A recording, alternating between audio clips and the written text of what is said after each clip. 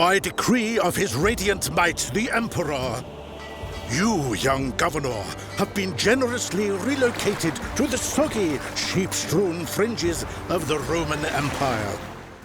I came, I saw, I built it.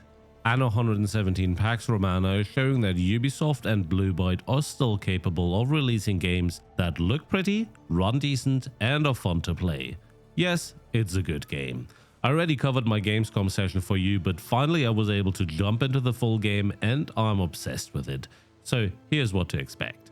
A quick disclaimer first, I've received a review key for free for Anno 117 from Ubisoft. My opinion is still my own, so I will talk about anything I want. In Anno 117, you build it. You build your own little piece of the Roman Empire during the time of the Pax Romana. You act as a governor, you follow a storyline of danger, intrigues and mystery. You build up an economy on islands connected with trading routes and ships. You build houses and care for your people, fulfilling their needs with different kinds of food, clothing, health, and occasionally stop their houses from burning down. Even with its little quirks here and there, Anno 117 brings back the old Anno nostalgia, already starting with familiar sound effects when stepping a foot on your first island.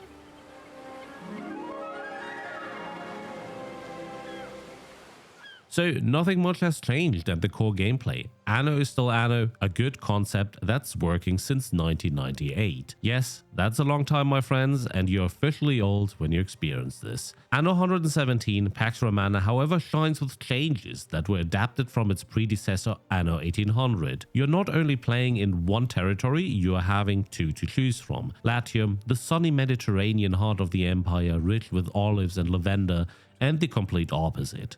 Albion, the outskirts, just rainy, muddy, swampy, and locals that are not very happy to see you there. So basically everyday life on the countryside here in Germany. Both are absolutely contrary biomes which do depend on each other by transporting goods by ship to develop your flourishing city further. Anno 117 allows you to build your typical Roman imperial city with all aspects that we expect when thinking about the Roman Empire during everyday tasks. Decorated streets, alleys with trees, places with springs and cisterns, a giant theater to entertain the masses. The game is handing you the tools to rebuild the empire after many colonies vanished decades ago during a catastrophe. Use the planning tool to design your perfect Roman city before even spending any building material. When you're ready, rise those new buildings. But don't worry if you misplaced anything, the relocation tool lets you just move a building from A to B, so time to make some room for that temple in the center of our little village. The interesting part, however, comes when dealing with the locals in Albion. You have the choice. Are you going fully Roman, or are you willing to adapt to local traditions to stay peaceful? This is a permanent choice for that island and will dictate the building style, your economy, and if you just drain swamps or use them to their full potential. No matter where you build, you will have different tiers of villages as in any typical Anno game. Achieving those different tiers is no weird magic. It's pretty simple this time and giving you alternative routes to fulfill needs to level up. So if you're not up for sardines right now, go with porridge for example. Each produced item having a certain bonus but also a malus.